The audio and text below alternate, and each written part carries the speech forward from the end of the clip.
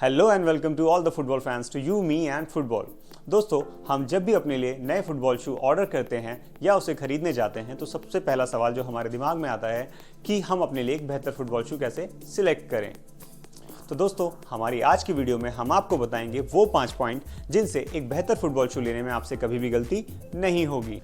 तो शुरू करते हैं। दोस्तों, जब भी बात आती है एक अच्छे फुटबॉल शू की तो सबसे पहले और सबसे जरूरी पॉइंट जो दिमाग में आता है वो है कंफर्ट। और भाई हो भी क्यों ना, एक अनकंफर्टेबल शूज न सिर्फ फील्ड पर आपकी परफॉर्मेंस को खराब करता है बल्कि इससे आपको इंजरी और आपके पैरों में ब्लिस्टर के चांसेस भी बढ़ जाते हैं। तो चलिए जानते हैं एक कंफर्टेबल शू आखिर होता कैसा है और कैसे हम अपने लिए एक कंफर्टेबल शू का सिलेक्शन करें।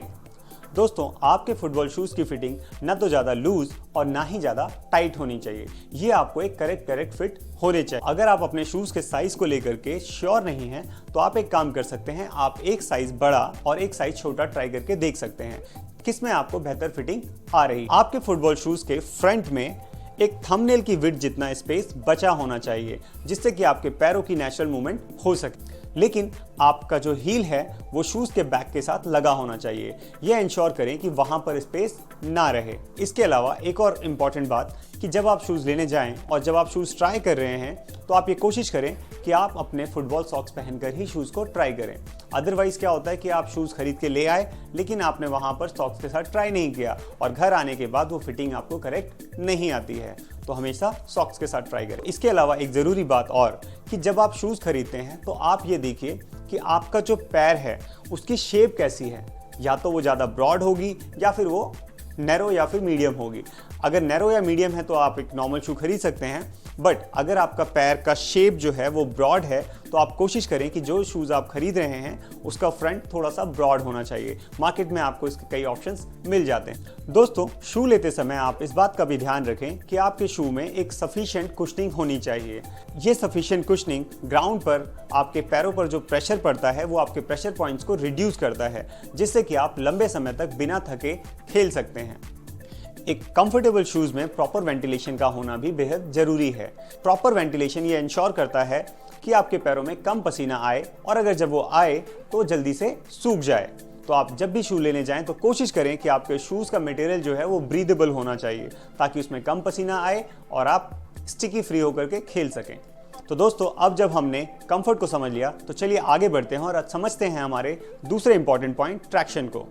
दोस्तों, ट्रैक्शन का फील्ड पर काफ़ी ज़्यादा इंपॉर्टेंट रोल होता है। ये ग्राउंड पर आपकी स्टेबिलिटी एंड आपकी मूवमेंट को डिसाइड करता है। आप जब भी शूज़ खरीदें तो आप ये इंश्योर करें कि आपका जो शूज़ है वो ग्राउंड के सरफेस के अकॉर्डिंग होना चाहिए। फॉर एग्जांपल, अगर आप फर्म ग्राउंड पर खेल रहे हैं या आप आर्टिफिशियल ग्राउंड पर खेल रहे हैं या फिर आपका ग्राउंड अगर सॉफ्ट है तो आपके शूज़ अकॉर्डिंगली होने चाहिए।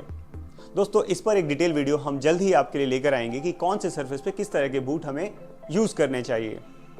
तो चलिए दोस्तों, ट्रैक्शन के बाद हम आगे बढ़ते हैं और जानते हैं परफॉर्मेंस को। तो दोस्तों, इतनी मेहनत और इतना पैसा लगाने के बाद हमारा फुटबॉल शूज़ अगर हमारी परफॉर्मेंस जैसे कि स्पीड, एजिलिटी, बॉल कंट्रोल और हमारी मूवमेंट को इम्प्रूव ना करे तो क्या ही फायदा।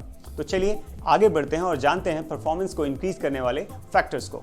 सबसे पहले आता है लाइट वेट कंस्ट्रक्शन। दोस्तों, आपका फुटबॉल शू जितना लाइट होगा आपकी रनिंग एंड मूवमेंट उतनी ही आसान हो जाएगी।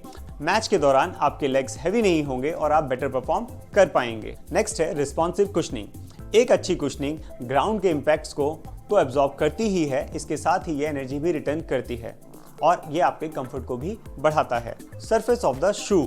दोस्तों, निटेड एंड टेक्सचर सरफेस न सिर्फ आपकी बॉल कंट्रोल को बढ़ाता है बल्कि आपके टचेस को भी इंप्रूव करता है। इससे आपकी ड्रिबलिंग, पासिंग, बॉल कंट्रोल और उसको मनूवर करने की कैपेबिलिटीज बढ़ जाती है जो कि अगेन आपकी परफॉर्मेंस को बढ़ाता है। दोस्तों, कंफर्ट, ट्रैक्शन एंड परफॉर्मेंस के बाद चौथा इंपॉर्टेंट पॉइंट है ड्यूरेबिलिटी।